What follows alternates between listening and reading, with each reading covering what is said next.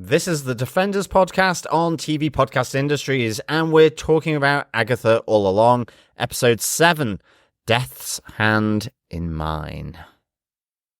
Jen, I'm going to take this path toward my trial. Agatha and Billy need my help. I hope you'll join me. Why? Because you are my sister in the craft.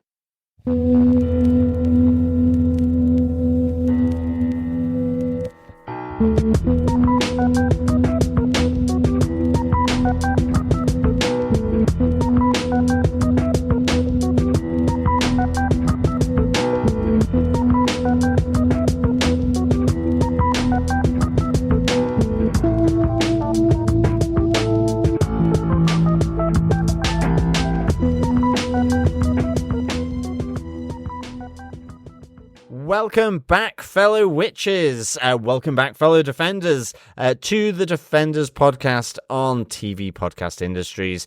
We're here talking about episode 7 of Agatha All Along, Death's Hand in Mine.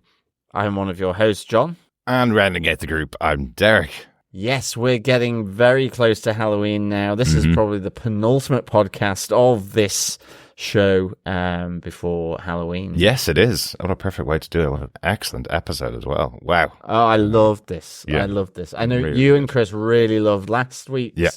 I have to say, this is by far my favourite episode It was of the show. Excellent. Absolutely excellent. Speaking of Chris, though, Chris isn't joining us for this episode, unfortunately. He's out at the Venom The Last Dance premiere tonight. Yes, he is. Oh, what a shame. Oh, fingers crossed it's good. I mean, I like Tom Hardy. And I love Tom Hardy. I love his Venom. I think Yeah, the I two do. characters are great, but the amount of CGI that's just thrown at the screen in those movies that just ruins the fun of just seeing the two characters together. We It's do have a unfortunate. Venom horse, don't we, in this? I don't know. I don't know anything about this movie. It's No, I shocked me don't. that I've it just came seen out this soon. images of Yeah. like a Venom steed or something like that. Well, I know you can go to the website and venomize your pets because I've done I that with think our that's wonderful why. podcat Charlie. I've put loads of pictures up in there and turned him into a venomized cat, which is hilarious. But that's where Chris is tonight. He might let us know what he thought of it next week. But what I'm seeing of the preview reviews, he may not even want to talk about his experience going to see it in the cinema tonight. He'll love it. You know. But we do have another couple of bits of news that came out because New York Comic Con was last weekend. A couple of really quick things, but really important for us on the podcast because it kind of takes care of our schedule coming up. Daredevil Born Again is coming out on the 4th of March. We have an official release date for Daredevil Born Again. Really close. It is, yeah. It is. They made a surprise appearance at New York Comic Con. Charlie Cox and Vince D'Onofrio. And of course they should. Daredevil should only ever appear at New York Comic Con. It's its home. We saw them there Absolutely. 3 times, wasn't it? Or twice or 3 times we saw them at New York Comic Con. It just fits the bill perfectly. Definitely, but a cool announcement that the show's coming out in March, on the 4th of March. We knew it was coming in March, but it's coming out on the 4th of March. That's really cool. Also announced this week, Tom Holland has signed on once again to play Spider-Man. He's read the script, says it's absolutely amazing, completely different to everything else that's been done, but of course he would. But Spider-Man 4 is going to be starring Tom Holland and will begin filming next summer. Yeah, So. I'm Tom Holland. I'm contractually obliged to say this will be the best film ever. Till he's 90, John. Till he's 90, just like Wolverine. Just like Tom Hardy for Venom. Yeah. But this is the last one of the Venom movies, just by the way. That's Venom true. The Last Dance, Yeah. that's the last time Tom Hardy will be starring as Venom. Just one final bit of news, just because it came out today. I thought it was pretty cool. Hawkeye, Loki Season 2, and Ahsoka Season 1, all shows that we covered here on TV Podcast Industries, are coming out on 4K Steelbook on the 4th of December. So they're coming out for you to own physically. If you ever want to cancel your Disney account, you will be able to have a physical copy of those. Something that I think is really cool to have for your collection. Like I'm a person that collects physical media, especially because pretty much all of the streaming services have their streaming problems. Right. So. I'm going to have an live geriatric moment here and say, what is Steelbook? Steelbook is just the case that it comes in okay, with. great.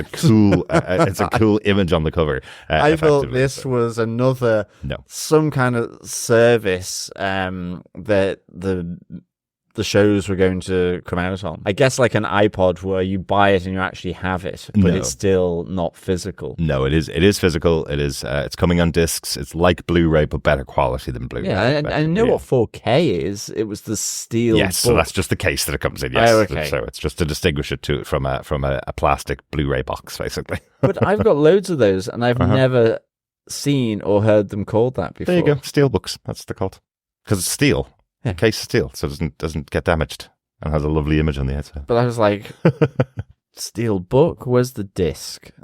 So it's a disc. A disc Yeah, inside, exactly. yes. Grand, fine. Usually 2, maybe Yeah. even 3 for It some of could these be. shows, with loads of extras on there. So that'll be really cool. Put that in your holiday list if you want something to watch over the holidays. What's this newfangled thing called a steel book? There you go. Speaking of age, I should say this is the other big thing that's happening is it's John's birthday today. Happy birthday to my wonderful husband, John. It certainly is. Thank you so much. Although it does feel a little weird given that we are recording the day before, but I will take your happy birthdays and I will hug them. I promise you that I will wish you happy birthday on your actual birthday as well. But You better. But the good part about it is Better. that gap in time when I'm 2 years older than you reduces tomorrow, so we're back I to know. being the same age. At the moment, I am like 2 years younger. So if you think I have on geriatric moments, Derek I have them all the time. has them all the time. Yeah, but that's the benefit of being the editor for the podcast. I can edit out most of my geriatric moments. But I think that's enough talking about all the other things that are coming in the future. We got to get on to this excellent episode of Agatha All Along. But a reminder, if you do want to subscribe to the podcast and get access to all of the other things we cover, go over to tvpodcastindustries.com where you can subscribe to any Wiccan or Android-loving podcast player to play any of the episodes that we've done in the past. And of course, the other show that we're covering at the moment, which is The Penguin, Season 1. We're almost to the end of that as well. We're about episode 6 on that too. So go check that out. It's a really, really good show. Also in the comic verse. We also want to hear your thoughts. You can email us into feedback@tvpodcastindustries.com. Only one more week of Agatha All Along to go. So make sure you get in your thoughts about Agatha All Along to us if you want to have us read them out and discuss them on the podcast. Absolutely, yeah. I must say, I was really shocked that this was, I guess, another moment. I was just really shocked when it was like, oh, it's episode 7. Kind of thought it was 6 or something. Yep. Maybe I'm just blanking out last week's episode for some reason, even though I did enjoy it. Yeah. But it seems like this penultimate episode has really just come rocketing through. And Yeah. I think it's just because I enjoyed the show so much. Absolutely. And the fact that there's 2 episodes next week as well, which does shorten down the full 9 episode experience, I guess, that's in true 9 as weeks. well. So maybe that's partly it. But I will say I woke up in the middle of the night after putting up the spoiler post going, did I write episode 6 or episode 7 on the spoiler post? Because I don't want to confuse anybody because I have spoiler posts up there for obviously every show that we've done. So I don't want to confuse anybody with putting the wrong thing up. I did, of course, choose the wrong image as I have done for the last 4 weeks for our spoiler post because I have no idea what's coming up in the episodes. And I definitely didn't expect this as our episode this week. Not at all. But it was a fantastic It was. episode. And I think with that, Derek, Uh-huh. what are some of the episode details? Well, the showrunner for the show, of course, is Jack Schaefer, who was the showrunner for WandaVision. This episode was directed by Jack Schaefer as well, and it was written by Gaia King and Cameron Squires. This is Gaia's first episode of Agatha All Along. Cameron Squires wrote episode 3 and was also a writer on a number of episodes of WandaVision as well. Well done, Gaia King and Cameron Squires, because I thought this was excellent. It was fantastic, yeah. So excellently written. I was concerned how I would write my notes. Yeah. And indeed, I can't say I necessarily have any logical order to my notes, given how we move around with Lilia in this episode. So excellent stuff. I totally agree with you, and I'm sure our fellow witches and fellow defenders will excuse us for going all over the place a little bit in this episode. I think the best thing is when Jen calls it Lilia's mental walkabout. Yes. I guess stumble about or, bump in from things to things, but I loved it. I just think it's done so well. And I think that's the part of, visually, it's so good. And how to communicate that in writing. So, yeah, well done, Gaia King and Cameron Squires. Yeah, like when I was watching it first, Loved it. honestly was getting about 10 minutes at the end of the episode and I was going, oh, how am I going to understand this by the end of the episode, but it's laid out so plainly and so clearly, given how complex the idea is that they're trying to get across. I think they do such a great job. And we're going to do the awful thing of putting a structure on an unstructured episode. So, John, do you want to give us your synopsis for Agatha All Along, episode 7, Death's Hand in Mine? Sure. Agatha Harkness and Billy continue on the road together. He angrily disagrees with Agatha about his mother being Wanda Maximoff because he has a mother from when he was William Kaplan, but he wonders if Wanda is alive or dead with no help from Agatha, maybe. The pair come across a castle, the setting for their next challenge. As their new trial begins, the two are garbed as the Wicked Witch of the West and Maleficent, respectively, and are presented with tarot cards. The teen is inexperienced in tarot, and Agatha has no belief in this type of con magic. But if they put a card in the wrong place, they may be killed by a sword from above. And if they don't complete the trial in 30 minutes, they will be crushed by the approaching sword-filled ceiling. Meanwhile, the pieces of Lilia's complicated life slowly fall into place as she reaches her end. Lilia has been experiencing her life out of order, creating gaps between what she knows and the conversations she has. After falling through the Witch's Road, Lilia discovered that Rio is actually the personification of death, something Agatha already knew, threatening that her time is coming. She awakens Jen and, after avoiding the Salem 7, venture through the tunnels before reuniting with Agatha and Billy. Lilia is dressed as Glinda, Jen is dressed as a hag. As tarot is a speciality of Lilia's, she takes over the trial. Initially, she reads for the teen, confirming he is Billy Maximoff, but the reading doesn't slow the trial, and she realizes it is for her, not Billy. Lilia puts together the elements from her life, placing the proper cards in order, saving them all. As the exit opens, Lilia chooses to stay behind as the Salem 7 come down on her. She reverses the tower card, causing the entire room to flip, impaling the Salem 7 on the swords. As Lilia falls to her death following her unorthodox life, she arrives back at her first lesson with her mentor centuries before. Excellent. And a well-structured version of what happened in the episode. Without the detail behind, I suppose. Lots of detail, and we're going to get into it in our top 5 spells as we go through them. Yeah, absolutely. So let's start at the start with our spell number 1, I guess. Yes. Spell number 1, On the Road Again. Mm-hmm. Yes, we have the teen reluctantly trotting along the road towards the next trial with Agatha. He's so frustrated and angry to have to be there beside Agatha. Absolutely. But I love that. I think the opening line of the episode between the two of them is, you'll give yourself a nosebleed trying to read my mind. Yeah, like that, exactly. That was really good. Yeah, that's it. But some really interesting little kind of sort of snarky, bitey sort of back and forth between the two. But in particular, when Billy says, Wanda's not my mum, I have a mum.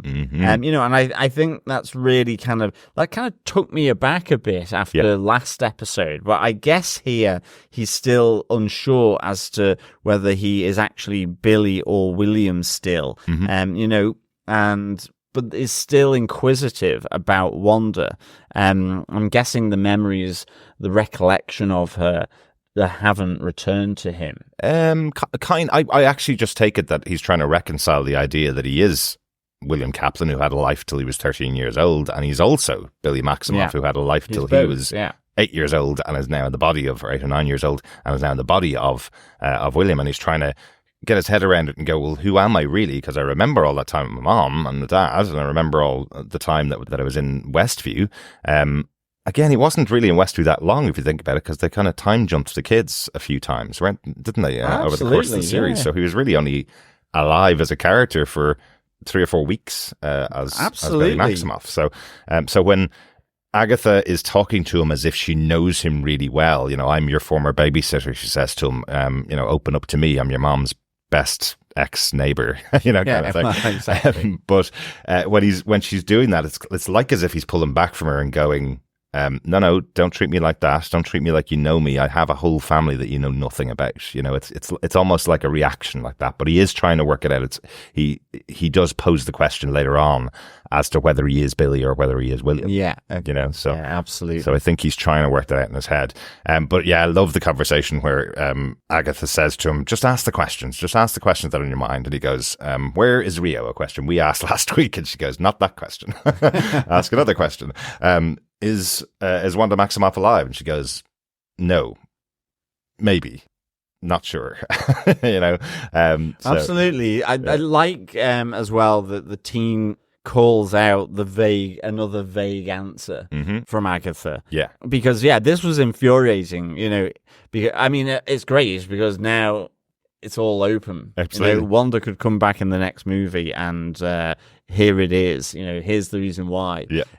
But it was like she said yes, and I was like, oh my goodness, that's really definitive. And then she was like, no, maybe. Yeah, and then Billy tries to get more clarity on it and asks, did you see a body? And Agatha goes, yes. And then he goes, oh, you're not very trustworthy in your memories, right? So did anybody else see a body? And she goes, it's complicated. If you wanted a straight answer, ask a straight witch. Yeah, exactly. Really like that. Really like that. And he also posed that other question that I was asking last week in my theorizing a bit about what actually is going on here. He wonders whether Agatha has ever really been on the road before. He thought Agatha being there would be the key to passing the road, to getting to the end of the road, to getting what he wants. And she's done nothing to help. She hasn't provided any guidance. She hasn't really participated unless she absolutely had to. And he's looking at her kind of going, have you ever been here before at all? So still putting that question out there like we had last week, or at least I had last week. Yeah. Yeah, no, absolutely. I think that sort of little moment of conversation between the two, it felt as though the road was real rather than being created by Billy here in this instant. I know that was one of your theories. Yep. But I still think it holds as to whether Agatha has ever experienced the road before. Yeah. But again, it's just very difficult to know because everything really is still very much up in the air. Exactly. We won't know until we get the last two episodes, Yeah. which is only a week away. But they do come across a big fairy type castle. A fairy tale castle, yes. Yeah, on the top of a rock outcrop. And I really enjoyed them going in and turning into the Wicked Witch of the West and Maleficent, because they do reside in Castle as well. Absolutely. I thought that was really good. But the Wizard of Oz has been such an inspiration for the show. We talked about it many times in the past, and Billy being there as Maleficent and being really happy with that look, and seeing Agatha with the green skin.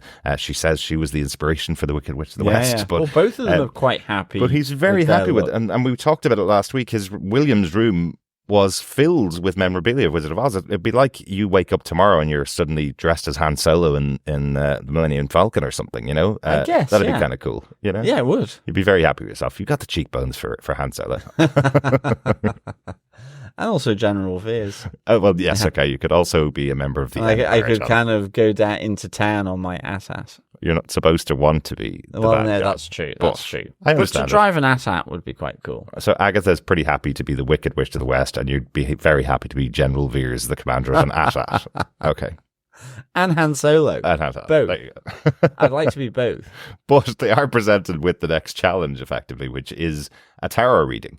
I really like this, just to have a moment between just Agatha and Billy, because we were wondering about this. How would the road progress if there's only two witches and they need a full coven of witches to go up against the tasks and challenges that are there on the road, you know? And the team kind of gets a little bit excited to begin with. He goes, well, I know tarot, kind of. But Agatha instantly is like, hang on a second, this is just crap. It's totally random. It means nothing. How could this possibly be the task? But just an interesting thing that's happened here is Billy once again starts the task. Agatha points to him and says, would this make sense? And he is again the person that picks up the item, kicking off the task, kicking off the timer. He's done that every single challenge, which I think is interesting. Agatha didn't start this challenge. She just pointed to Billy to get him to start it. He was the one that picked up the record and put it on in the studio for Alice's challenge. He's the one that found the Ouija board and started the task there, and he's the one that found the task on the invitation in Jen's task in the third episode. So he started every single task. It's just interesting that nobody else is the one that kicks it off. So again, it still plays into my theory that he's controlling it all. Yeah, no, I think there's still the chance of that for sure. I think it was just some of the way the conversation went earlier. It was and it was coming from Billy. But that doesn't mean to say, I guess, that it still can't be that. So yeah, it could be either still. Yeah. Which is good. But I think you're right. This is really good. And I think part of the reason why I love this, and again, I do believe this is an episode that requires 2 viewings. And I think this is really good about this season. There's a number where I feel it's good to get the second viewing of the actual episode.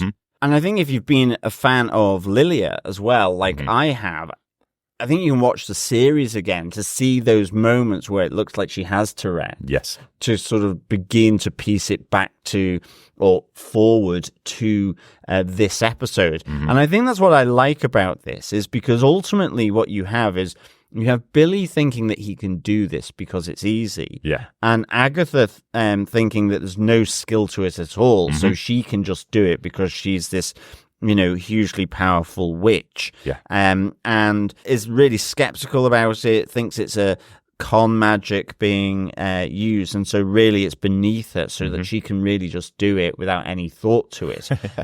But with Billy doing it, you suddenly have these, a bit of danger with the swords falling out of the ceiling, and it comes to Agatha, who's just chucking cards down on the table because she just wants to run the probability on the cards, because the right ones must be able to get them eventually, just by sheer probability. But they've only got the sand timer, which I presume is 30 minutes. I think it's 30 minutes. Yeah, like everything else. Yeah. And then you have the ceiling starting to close in as well. So I like the fact that in the end, you have the teen wishing for Lilia to be there, because this is ultimately a divination trial.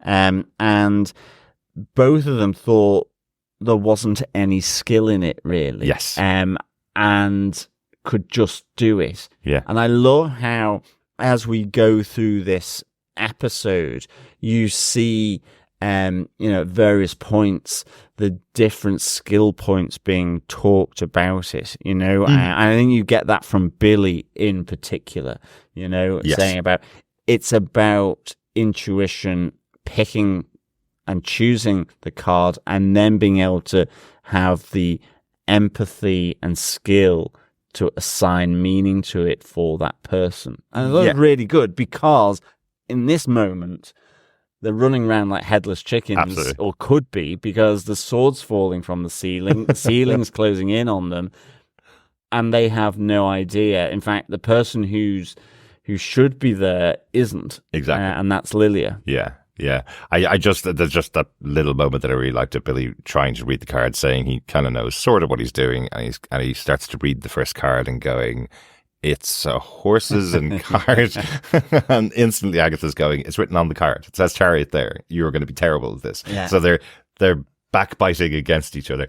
But you're right, it finishes with him wishing for Lilia to be there, and as the episode progresses, you realize she arrives at that exact moment as well. So is there a little bit of magic in him saying the word Lilia and her arriving at the door, or is it all, again, coincidence and explainable? And I would posit, as we go through the episode, I'd posit that even the tarot reading isn't necessarily the magic. It's that Lilia uses her experience and her knowledge over her centuries, puts it all together into the right order, and that's what makes the tarot reading right. So there's an explanation that isn't necessarily magic for either of those two things. But you could also look at it and go, well, that was magic. She arrived instantly as he said the word.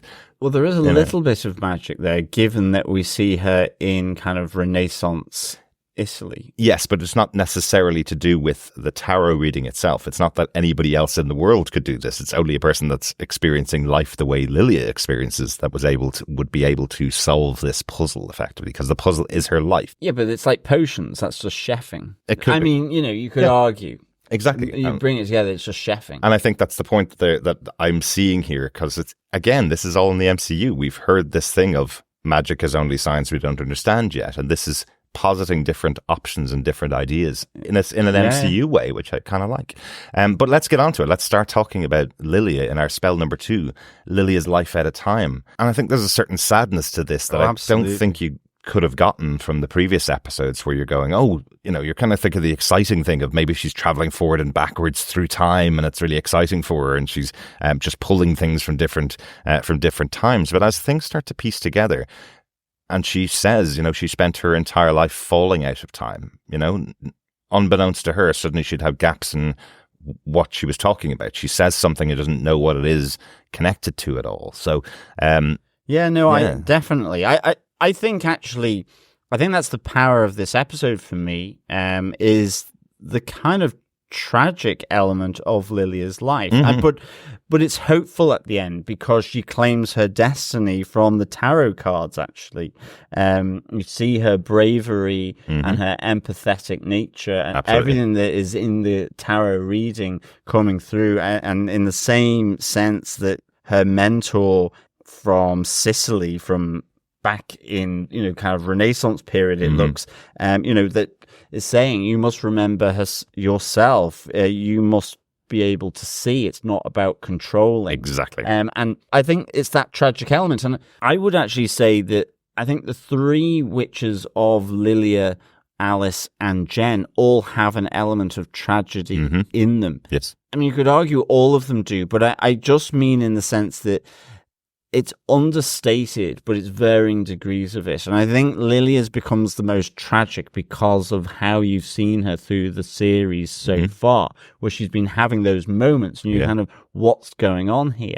And this is her having kind of, in some ways, quite traumatic events happening, where she is moving effectively through time and space here, and picking up on different conversations when being moved about to different places. Exactly. And I love that you get the examples of that being played out here from the previous episode. So I like the fact that you have, I think Lilia is saying you're being wispy. Then suddenly you see Lilia saying to Alice, don't. And then suddenly shifts to Agatha, try to save Agatha. Yeah. And you realize you're trying to warn Alice not to use her magic on Agatha, which ultimately killed her. So to stop her, to try and protect her and stop her from dying.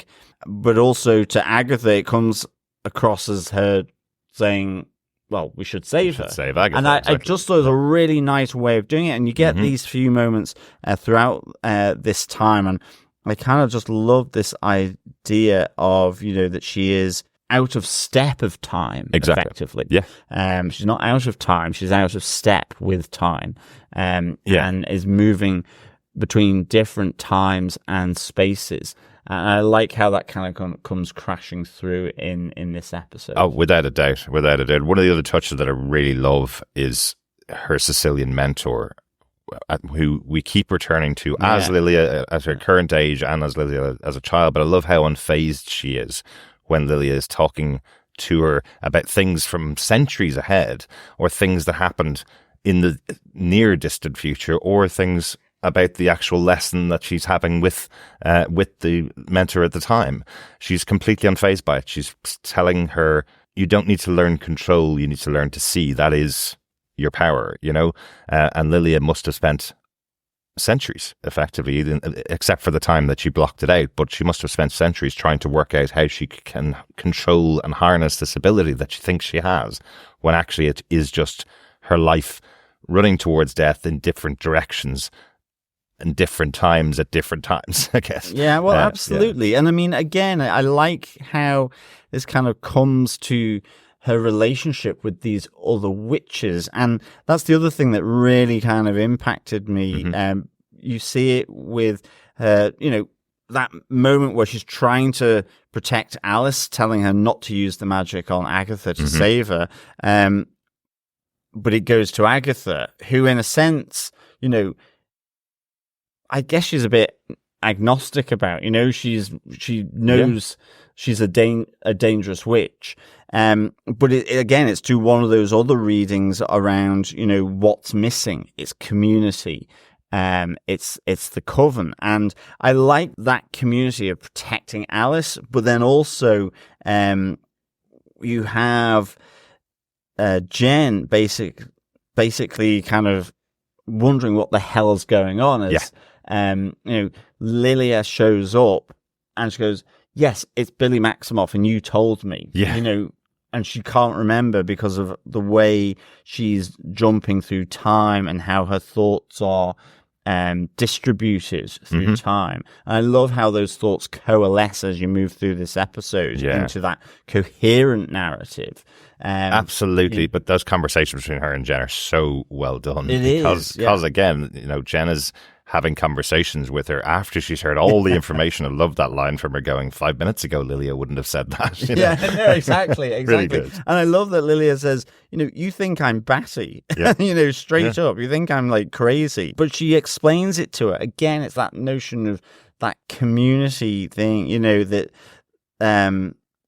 that the flow of time is an illusion. Love that. And I have experienced life out of sequence. I get these flashes or gaps as I did as a child, and it's happening again with more frequency. Exactly. And this idea that she's out of sequence and that time in this linear construct is an illusion. And that's one of the things of time. It can be. Yeah. What is time? Is it linear? Is it cyclical? And it's both of those things. And that's the thing. And I love how that plays out here. It really reminded me of the structure of 12 Monkeys. If you remember that, where they're chasing down something that caused the end of the world, and by chasing it down, they cause the end of the world. That kind of idea, because everything is going out of time. The character doesn't know where he is in time at any given point, and suddenly he's creating the thing he's supposed to be ending. So that idea of linear time being a construct is just it's really good. Is really interesting. Yeah. And you have Lilia and Jen in the tunnels as well. So the other important thing here is you still see A, that they're alive, which is great, but B, that the Salem 7 are still making their way, tracking, and you have that there's still this threat here, which plays out a bit later. And then one other thing in there is there was a choice for them to leave. Effectively, they'd lost Alice. Billy turned on them and tried to kill them. They had no particular love for Agatha, so they could have just made a choice there to leave. And Jen could still make that choice. It is when Lilia says, they need me, I'm going, but I'd like you by my side because you're one of my coven, basically. Well, that's it. She knows they need them. They need her help. And I like that. Again, it's to that point of what's missing and trying to fill that gap. It was just so good. Yeah. But I think on with spell number 3, where Jen and Lilia do come falling through the bookcase door, the classic bookcase door. Absolutely. Little Lion, the Witch, and the Wardrobe. Into the trial where Agatha and Billy are. Just at the moment that he says, I wish Lilia was here. Exactly. So yes, our spell number 3 is the Safe Passage Spread, which is the description of the tarot table, and that's kind of the culmination of Lilia's life, basically. Everything that she's done so far, all of the flashes that she's had have led to this moment where she needs to be here to put all the pieces in place, to put this puzzle in place. She instantly knows that this is her task. She knows she's the divination witch that was brought on board to do this task, and she tries to do a reading on the teen instantly. And I just want to repeat it again. At this point, he's still asking, is he William or is he Billy? And Lilia does that reading for him, and the first card she pulls is the Magician card. I don't know whether she answers that question for him, whether he's William or Billy, but the question she answers is that he does have the potential to realize all of his dreams. It doesn't give that specific answer of you're Billy Maximoff or you're William Kaplan. It gives the answer, you're the magician and you can realize your potential. You've got great potential. There's a little moment with Agatha, though, when she says you've got great potential that you can realize, or you have so much power, so much potential. A little moment of, I don't know whether it's enviousness or a moment on Agatha's face where she's going, yeah, I thought he was powerful. You know, that's what it looked like to me. It looked like she was going, yeah, okay, he is powerful. No, absolutely. And I like the moment that here she's really quite caring towards Billy. I like the fact that she kind of says, I saw who you were. Yes. Put the sigil on you because I knew that you needed time. Yes. With what was going to happen to you. Mm-hmm. It was too much for you, almost like very motherly. Yeah. And yet previously she'd come in angry at Billy, calling him the teenager. And Jen's like, they're going, she's using his full name, which was really, really funny. Mm. He doesn't know why, she doesn't know why she's angry. And like you said, Jen tells her, no, you're not angry with him. We're all fine with it. Yeah, okay. We're all fine. It's fine. You're cool with the team. So I really liked how that sort of fed into this reading on the teen. But ultimately, the swords keep falling. And there's the realization that this trial, which Lilia said was hers, it goes more than using her divination skill. It's hers in that it's about her as well. Exactly. And even the tarot table, the writing around the edge of it sort of reflects, in a sense, what Lilia had said to Jen as well about, I have experienced life out of sequence. Yes, it does. It has a similar phrase to that on the side of the table. Yeah. And so then we have this final reading, which is on herself as all these kind of pieces come falling into place. And the swords keep falling as well. They do. As well as the ceiling. So I love that there's a bit of urgency from the other witches as these things that start to happen. Yeah, but there's also that little crystal maze moment as Lilia starts to get things right. Things are clicking into place quite literally when she puts the right card in the right place. You hear a clicking noise and it cements itself, and that does stop the swords from falling. At least it doesn't stop the ceiling from coming down. It's still under a timer.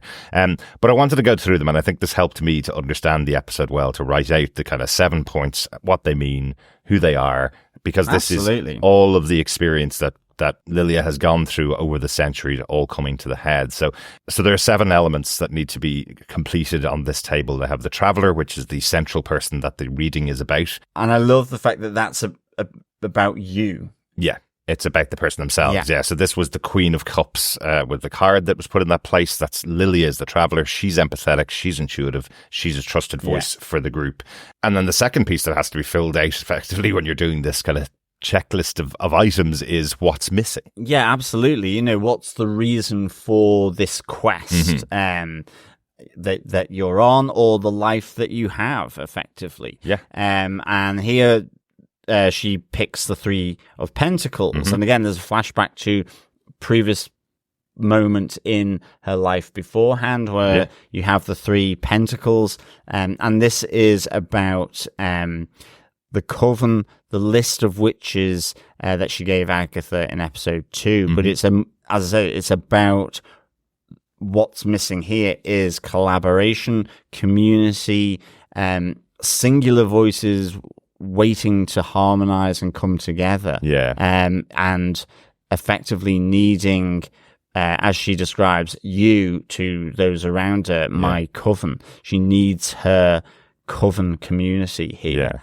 to to sing together like they did in Alice's trial, as well as the collaboration that her and Jen clearly have had in this episode. Absolutely. And again, if this is the culmination of Lilia's life, not just the trial, this is the end of her life, it's this moment of realization for her that she actually does need a coven. She had that moment with her mentor earlier on where she said once she warned them all and her entire coven died, that she never wanted a coven again. Yet here she is, knowing that that's the thing that's always been missing to get to this point in her life, the end.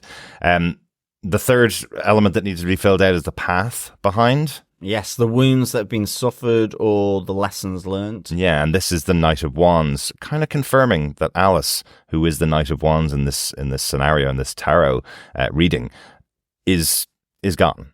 She was full of fire, fought bravely to save them all, saved them all and lost her life in that moment. So that is the path behind. It is telling you, I think, Alice is gone.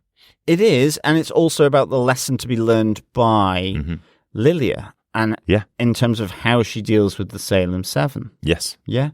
Full of fire and bravely. That is the lesson learned from Alice ultimately dying at the hands of Agatha. Yeah.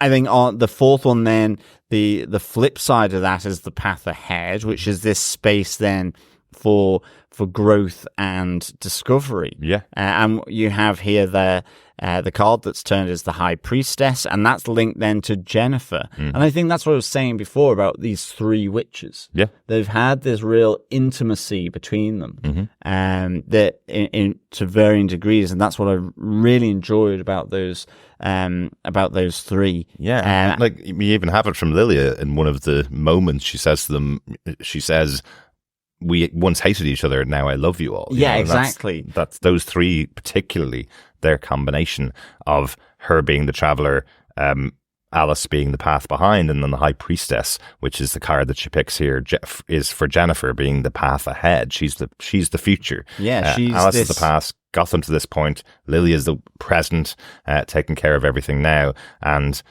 Jennifer is the future. Yes, this immense spiritual power who's either been unable or unwilling to use it. I do think there's a good little pep talk just before, Yeah. So it's interesting that happens. Yeah, and I do wonder, we said that this episode makes you feel a lot of pain about Lilia's past, and there's a great sadness in the life that she's lived so far, and I still think there's a lot there with Jen when we do find out why she's been unable or why she's unwilling to use her power, and that will most likely be in the penultimate episode next week.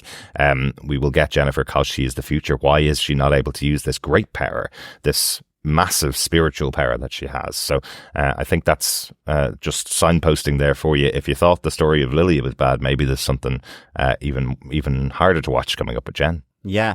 Then there's the obstacle, which are the obstacles to overcome, effectively. They are. And here we have the Three of Swords, which is ultimately Agatha, relating to Agatha, heartbreak, sorrow, and grief. Yeah.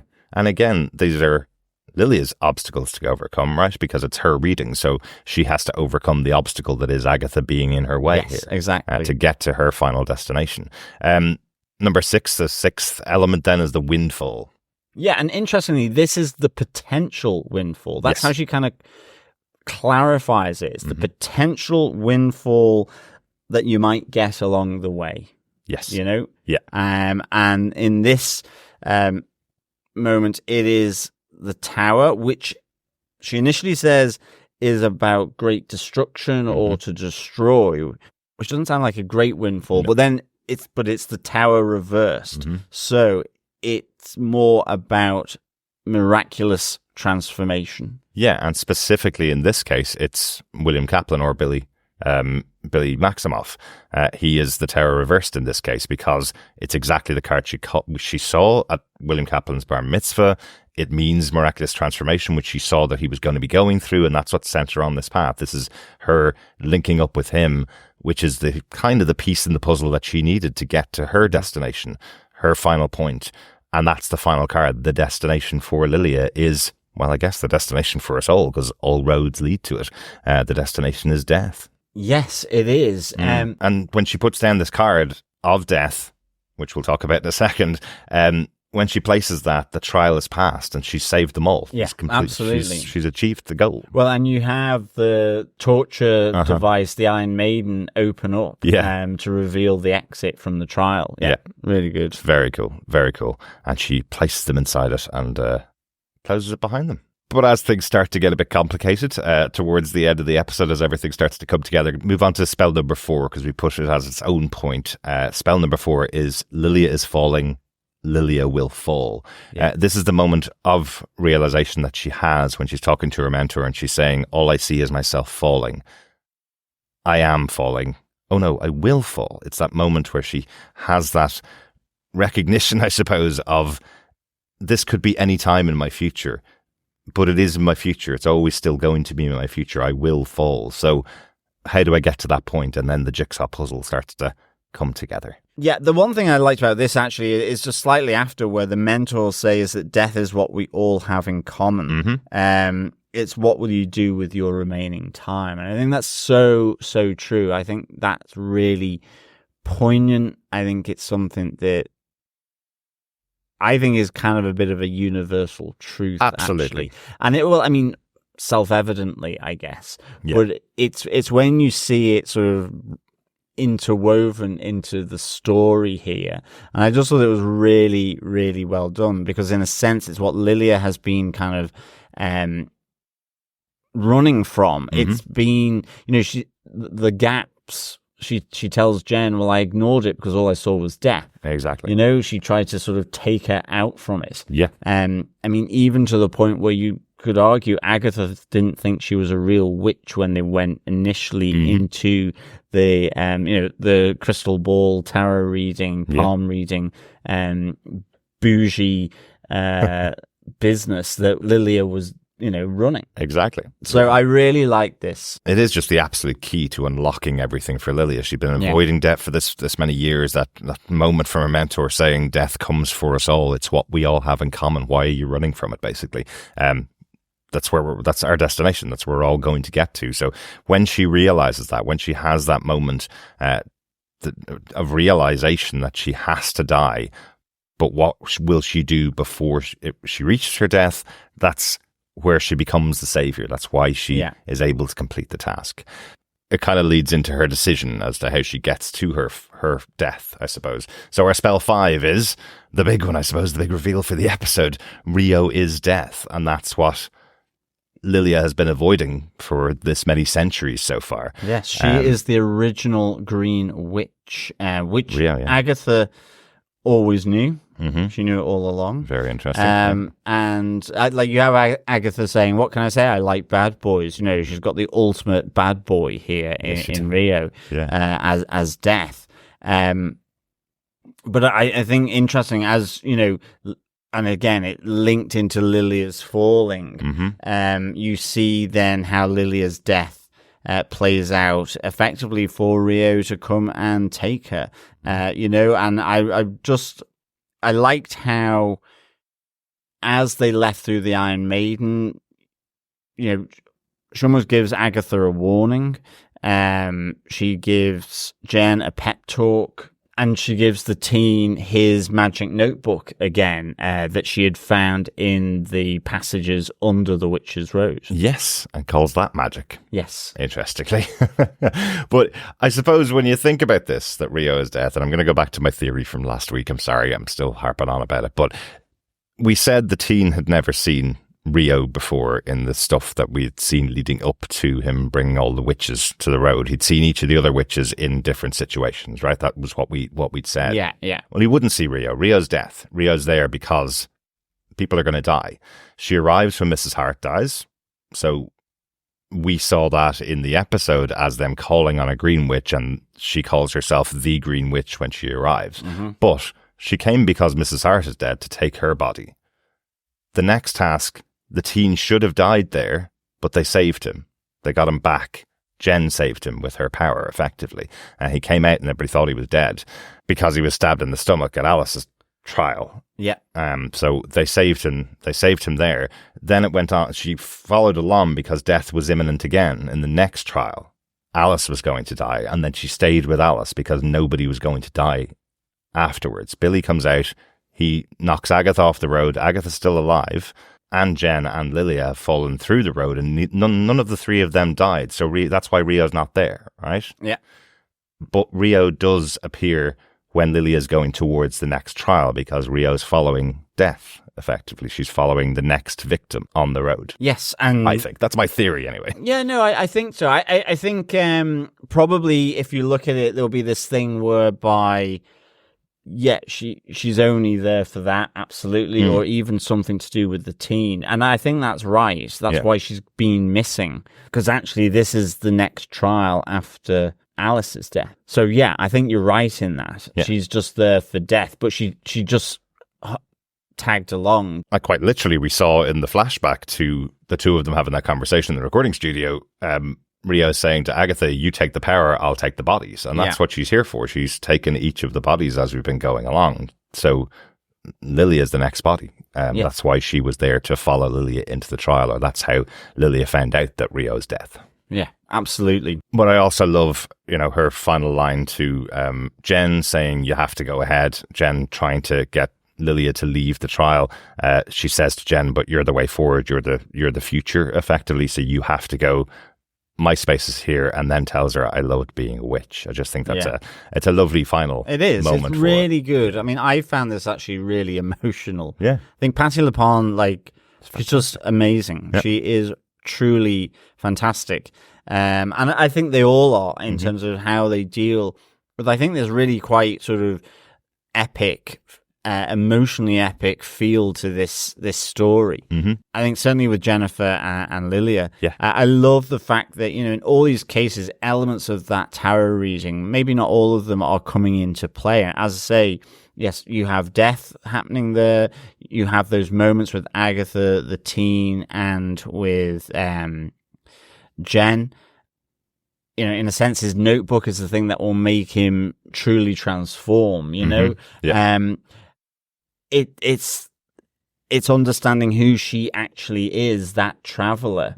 I love the fact that then it's also her going in bravely to fight the Salem 7 here. As she says, as she closes the door behind Jen, she says, when you complete a trial, you shouldn't overstay your welcome, or something terrible happens. The tower upright, and you get the disaster and destruction and upheaval that she had initially said on the tower.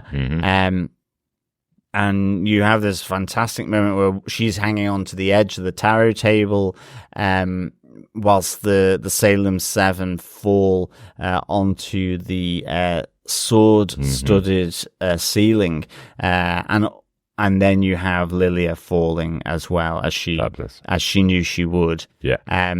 And then it kind of almost comes full circle to back with her mentor right at the start, as they're about to read the tea leaves. I think it's fabulous just to have that final, almost silent moment as she approaches the table for what we now know, as we've seen the episode. It was her first lesson with her mentor. Really cool. Really good. Really good. It was cool to have the Salem 7 come in here. Interesting that she's taken them all out. Now, I will say, just a quick note, there's only 5 of them that we see dying. There is 7 of them in the room, but if I did watch it a couple of times today.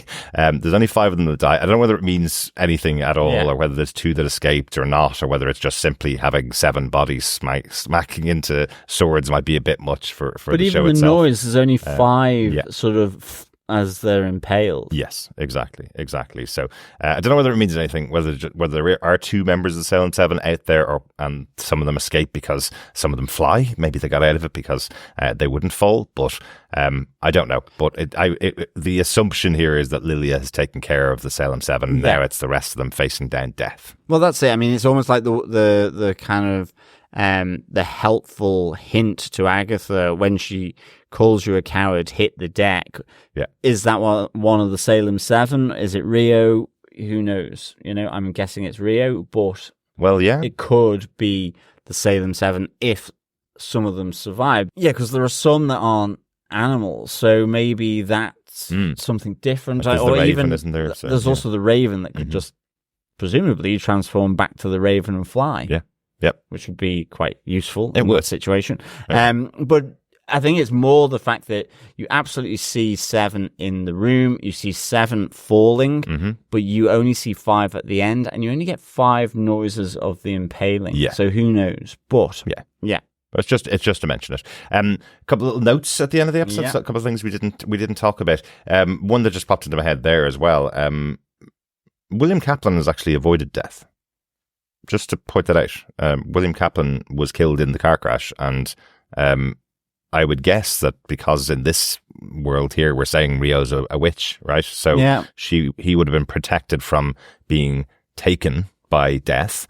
Then Billy Maximoff went into the body, so for 3 years he maybe has been hiding from death because of the sigil that Lilia put on him. So maybe that's part of it. Maybe that's part of the story. Yeah, it almost sounds a bit like Dead Boy Detectives. Yeah. In that sense. Yeah. Yeah. Because I had the same idea with Billy as well, because, and this is why Rio's there, sort of licking her lips, because it's all just so tantalizing that, she'll be able to finally sort of take the body of William Kaplan. But equally, I was just wondering, like, the spirit, I know, of Billy inside him. There's almost like a 2-for-1 deal here for death. Because there's one conversation that Billy has with Lilia, and, we know that part of his power is that he reads minds, but we don't hear Lilia's side of the conversation. We just hear him, picking up on the questions she's asking. Yeah. And what he says to her is, I wasn't hiding my power when Alice died. If I had known that I had this power,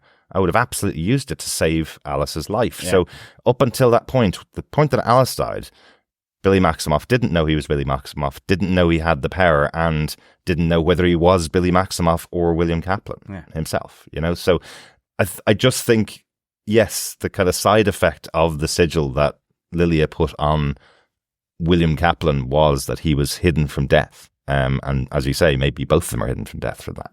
Yeah, absolutely. And if the next 2 episodes of the big story is Rio's death, which I think it is, we now have a big bad. And the big bad is the personification of death. A bigger bad you don't really get, right? Yeah, no, you're absolutely right. Yeah. Yeah.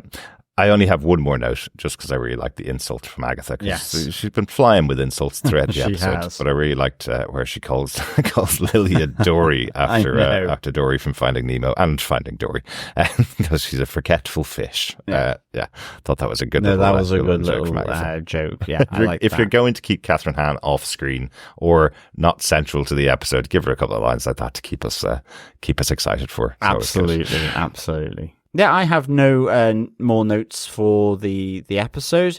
Derek, do you defend Agatha All Along, episode 7? Absolutely. This episode was fantastic. Yeah, I think you're right, best of the season. And that's a really positive thing for me, because I loved episode 6 and I really liked episode 5. And I thought the episodes leading up to it were really good. Before that were good and fun each week. But if the episodes are getting better and better each week, with 2 more episodes to go, what a great way to lay up the finale, the 2-episode finale next week. So I am really excited to see how they're going to tell this final story of Jen, the final witch, what's going to happen with her. But this episode was so well written, was so well directed, was beautiful to watch, and was structured so well that from the start I thought I was going to be confused, but by the end I had everything pieced together and understood all of it. There was no missing scenes for me now, and everything in the past with Lilia had been explained really well, all the previous episodes. So I think they did a brilliant job with this episode. Absolutely loved it. We'll definitely be watching the whole season again. After watching this episode, I want to watch the whole season again. So I'll wait 1 week and then I can watch the full 9 episodes. How about yourself, John? Do you defend Agatha All Along, episode 7? I really do defend episode 7 of Agatha All Along. I love this. I'd give it 5 wispy witches out of 5. Okay. I think Patti LuPone is tour de force here. I just loved her story. Yeah. Tragic, hopeful, memorable.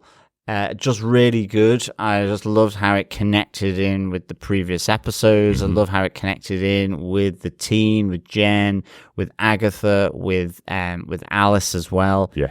I was kind of a bit bummed out that Alice died along the way, and even Mrs. Hart. But I think as time goes on, it's Alice's one that kind of resonates with me, and now Lilia's as well. But I think it's just, so many shows try and avoid death. This one has death stalking the witches on the road, and absolutely. I really, really like it.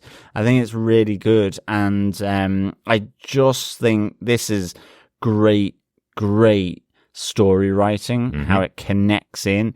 And as I said up front at the start, fair dues to the 2 writers of this episode, Gaia King and Cameron Squires, because I just loved how the cadence of this episode, I loved how it moved between Lilia's present, her past, her random jumps in time throughout. And I think there's so many good quotes in this episode. And, the tarot motif of understanding Lilia, I just thought was exceptionally done in this Absolutely. episode. And I think this has been the best episode of the show so far. Yeah. So hats off. Yeah, for me, this is like 5 wispy witches out of 5. You know, the story fitted, was like fitted cheekbones. Absolutely. High cheekbones. Yeah. Yes. We should also say, definitely, a lot of praise should be going to Jack Schaefer here as a showrunner for this show, the showrunner for WandaVision. I think she's done it again, and I didn't think it was absolutely. possible. She's delivered an incredible episode of the show as the director of this specific episode, but as the guiding hand behind it all, you know, putting those pieces in place throughout the last 6 episodes so that this episode can, you know, burst out of the doors. Done a great job as well. So good. Really good. Oh, let's go for raise a toast to Lilia. Let's go to the local cauldron, John. Yes, let's do that indeed. Fellow defenders, fellow quizzers, yes, it is the Cauldron quiz for Agatha all along. It's episode 7, and in the spirit of Halloween, boo, it's question 7. Here we go. In the divination trial, what does the writing on the edge of the tarot tabletop say? I thought you were avoiding saying that when we went through it. I did, yes. Well done. Well done. Do you want to get the question another time there? Yes.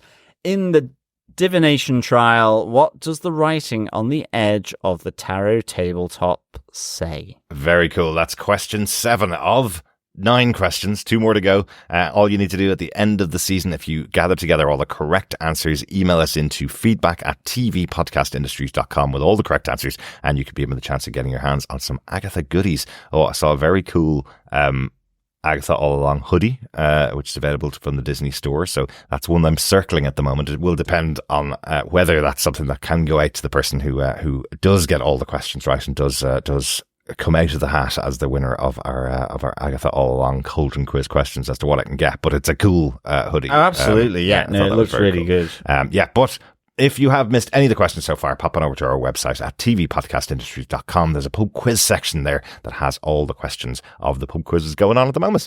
Good stuff. Let us get into our feedback section, fellow defenders. First up, we received a few pieces of feedback after we had recorded episode 6. First up, Matt Schmidt, who says, "Hello all, love the podcast. While I was combing through episode 6 of Agatha All Along, I noticed that Billy's left earring appears to be a tiny black heart. I love the idea that it has been hiding in plain sight all along. Keep up the good work. Looking forward to hearing your thoughts on the rest of the series, Matt." Oh, I like that. That's very cool. That could be a gift from Eddie, maybe, the black heart, because that's what he texts to Billy on the text. Yeah, you know? absolutely. So maybe that was a little gift he gave him, a little earring. That's a of the great black heart. spot, that, Matt, for sure. You have been combing the episodes. Very impressive. You have, Very indeed. impressive. Yeah. Thanks, Matt, and thanks for your email. Yeah, good stuff. Thanks, Matt.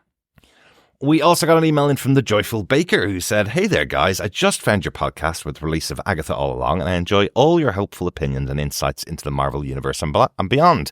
I started rewatching WandaVision today so that I can follow along with your earlier episodes. The Marvel Magic Verse is my jam. I have a few questions for you, and I would like to preempt by saying that I did not grow up reading comic books. The only brush with Marvel I had growing up prior to all the movies was the occasional cartoon and pop reference. So Wanda is the Scarlet Witch and Rio is the Green Witch. Are these honorific titles based on their power, achievement of power, or a type of lineage title, or are they just a superhero type name? Was there a Scarlet Witch before Wanda was the Scarlet Witch? Is there any sort of history alluded to in the comics or other sources? Thank you, the Joyful Baker." Thanks very much for the email. Thank you so much, Joyful Baker. I love the handle. That's a cool handle. Yeah, very really cool good. handle. It's a bit complicated in the comics. They've streamlined it for the MCU, and in the MCU, it's almost like they're saying that Wanda Maximoff is the prophesied Scarlet Witch. Yes. The Green Witch that's referred to here from Rio, that's actually a bit of a joke, as we learn in this. Rio's actually Death. So I think she arrived to take the body of Mrs. Hart, and then when they all said, "Are you the Green Witch we've been calling on?" she jokingly went, "Yes, I'm the Green Witch." The emblem of death. Everything returns to the earth, basically. So I think that was the joke. But there's not a title of the Green Witch in the comic books. That's not a title. Now, unless there's something in sort of, I guess, the law of magic or witches, I'm not entirely sure. It's certainly not a comic book thing as such. I'm kind of thinking, exactly. Like, I'm kind of thinking a bit like with Tolkien, and you had like the grey wizards and the blue wizards Yes. and the white wizard. There's some kind, and it's a bit like here with you've got the protector witch, you've got the divination witch, and you've got the green witch. So whether it's along those, but certainly, in terms of the comics, it's not a comic character, as far as I'm aware. And it's like you say, it's almost a bit like there's, in some ways, maybe it's a bit multiple meanings in that, like with Agatha's appearance in episode 7 today, that sort of Wizard of Oz, the Wicked Witch of the West with the green skin. Yeah, it can be exactly like that. But I suppose in the comic books, as I say, it's much more complicated because the character of the Scarlet Witch, for example, was created back in the 60s, a really early comic book character around the time of the X-Men being created. So she's been around for absolutely decades. Her origin story's changed multiple times, including the fact that the Scarlet Witch is kind of part of the Maximoff family and it runs down her family line. So there have been Scarlet Wiccans or Scarlet Wizards, and her mother was a Scarlet Witch before she took on the mantle of being a Scarlet Witch. It's all quite complicated and it's been going on for many years. And Marvel just released a run of comic books where they had all of these characters that were legacy characters that have been around for hundreds of thousands of years from the dawn of man, that have similar titles to their current existing heroes. So Scarlet Witch wasn't one of them. We had characters like the Black Panther going back thousands and thousands and thousands of years. We had Iron Fist going back thousands and thousands of years. But it doesn't mean that they can't put a Scarlet Witch going back thousands and thousands of years. So that's how comic books worked. It depends on when you pick up your run and when you start it and who's writing it as to what backstory they take. Yeah.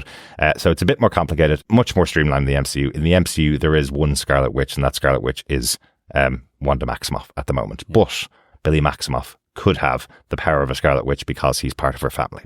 There you go. Yeah. That's what I'd say. Yeah. Okay. Yeah, no, good stuff, I think. And great question, the Joyful Baker. Absolutely. I'm delighted you're going back on our WandaVision coverage as well. Absolutely. Great show, WandaVision. Yeah, thanks so much, the Joyful Baker. Absolutely. Thank you. We also got an email from Coffee and Vodka for episode 7 saying, "Greetings, fellow death-dealing defenders. So many feels. Lilia's life lesson in an end of time, out of mind cycle, complete with her hero's moment. Agatha seemed to be properly put on a back burner as Patti LuPone owned this with not just the characters, but the actors behind the roles, respectfully giving her her due. As much as I miss Deborah Jo, this one makes me hope that the finale doesn't have the Coven return to life, cheapening Lilia's sacrifice. Easily my favorite episode so far. 5 shish kebab sisters, wicked witches of Westview, patient patrons, and Maleficent Billies out of 5. Peace and take care, Coffee and Vodka." Oh, I do like a good shish kebab. Shish kebab sisters. I'm getting the taste now. I think if Coffee and Vodka could give us 7 out of 7 for this episode, so it'd be 7 shish kebab sisters out of 7. Pretty good. But maybe he's referring to the fact that only 5 times. Exactly. There you go. I like it. That's really good. No, I totally agree with you. It felt like this was the episode that you give to Patti LuPone and have her anchor it. She's such a good actress and has been in a number of shows we talked about right at the start. She's been in a number of shows that we've watched in the past and had so many great episodes, like Penny Dreadful, absolutely fantastic in that. And my most memorable ones of her is where she's been a witch. Yeah, there you go. There we go. Yes, Penny Dreadful in this. Yeah, exactly. Great stuff. Thanks, Coffee Vodka. Let's pop on over to our Facebook group at facebook.com/groups/TV Podcast Industries. First up, Courtney McLean says, "Pure Shakespeare, coup de grace, chef's kiss, ole ole ole. The writers outdid themselves, an absolutely exquisite piece of art. How there are still 2 episodes to go is beyond me." Absolutely, Courtney. Great points, Courtney. Yeah, I completely agree. Such a great episode. Totally with you. Also up, Paul Chen Shi Lee says, "I guess we don't need to cut out all the bits in the previous episodes where Lilia gets weird and try to piece them together in coherent sentences. Amazingly, the second shortest episode of the season, but stuffed so full of character details. I'm slightly miffed that we don't get a full fight with the Seven, but it very much tracks with the show's intent of focusing on the traumas of each of the main characters. Yes. Totally agree. And totally agree, Paul. I love that idea. And I do think, I think that's why I've been drawn into Jen, Alice, and Lilia. The mystery around it. Yep. I mean, in a sense, for better or for worse, with Agatha, you've had WandaVision. That kind of journey and the reason why she's on this road. And in some cases, you kind of go, well, Agatha, is she just doing it for selfish reasons? Even though we've got the thing around her son. And then with the teen, it's it's a self-discovery moment, but it's still early on. He can make his life, And I think here we have three very ancient witches in Alice, Lilia, and Jen. Yeah. And it's been the intrigue to begin with as to why they've been brought along on the road, their own trials, and how they have played out. And I think really in this, Lilia has been given the full trial, the full episode to deal with the trauma. And it was just so good. So, Exactly. Absolutely. Totally agree with you, Paul. Yeah, I agree with you as well, Paul. They're great points. Something that's just popped into my head there. I wonder if, Agatha kind of covers up her backstory. We don't really know much about her. I presume we're going to get an episode about Agatha and why she's really here and her history. That's why we have 2 episodes left, one for Jen, one for Agatha. That's what I think. Do you think it's true that she had a relationship with death, now that we know that Rio is death, that she had a relationship with death? Or is that covering up what really happened, that her son was taken? Nicholas Scratch, her son, was taken by death. Did she make a deal with death? I think, and the deal is that she would give them bodies. She would give death bodies. She would give them powerful bodies and maybe have Nicholas Scratch return to her and have her son return to her. Is that what's really going on with Agatha? And she has to cover all that up so that she can bring them to their death. Yeah, maybe. We've talked about it before, that maybe she hasn't gone on the road before and has just been encouraging other witches in the past and taking their powers and taking them. I just wonder if that's Agatha's story that we might see at the end of the season, because while we did see her in WandaVision, she was a fun presence and she was mischievous and mysterious and she was there to take Wanda's powers, but that's kind of all we knew about her. And they've changed the little bit that we did know, the bit about killing her coven. They've kind of changed that and given a new perspective on that she isn't really in control of her powers, as we chatted about before. So I wonder if her son died because of something to do with her not being able to control her powers, and she's made some kind of bargain with death to give her son back if she feeds it with death. Yeah, maybe. Yeah, good especially stuff. the ones that avoided death, like Lilia, for hundreds of years. Yeah, great stuff. Yeah, thanks, Paul. Absolutely, thanks, Paul. Harvey Locust says Joe Locke, who plays the teen, was right when he said in an interview episode 7 is the best episode. What a great lead into our 2-part finale next week. My favourite part, teenager. Damn, she used his full name. Oh, and the end, reminding us more of Evan Peters' Quicksilver. This will go down as one of the best episodes of TV ever. Oh, I like that, Harvey. So the idea of Lilia flipping the room around and it all going in slow motion is quite similar to how Evan Peters' Quicksilver moved in the X-Men movies. Yeah.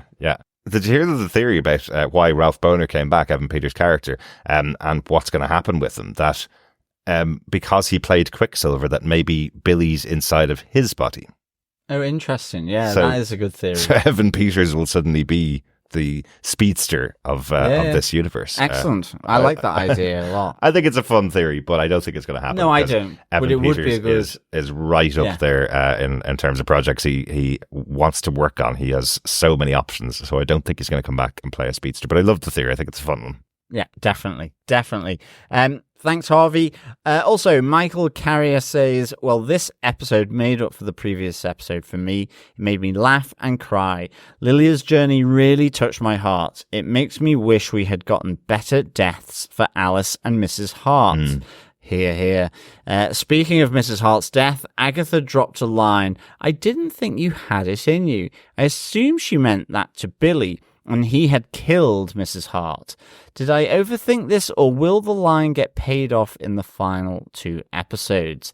I'll be cruising back to the US from Spain for the next 2 weeks, so I'm going to have to wait until November the 7th for the finale. Oh, Michael, yes. Oh, tantalizing wait there whilst you travel back. I hope there's no internet access on, on the cruise, because if there is, you may be spoilt by what happened in the last 2 episodes. Yeah, absolutely. Yeah. But I'm completely with you here, both in terms of this being a great episode, and I know exactly what you mean. For me, I do sometimes think that Alice could have had it's not so much a better death, but a bigger episode. But I mean, I guess she still got her trial ultimately. I think with Mrs. Hart, that's just a nice red herring.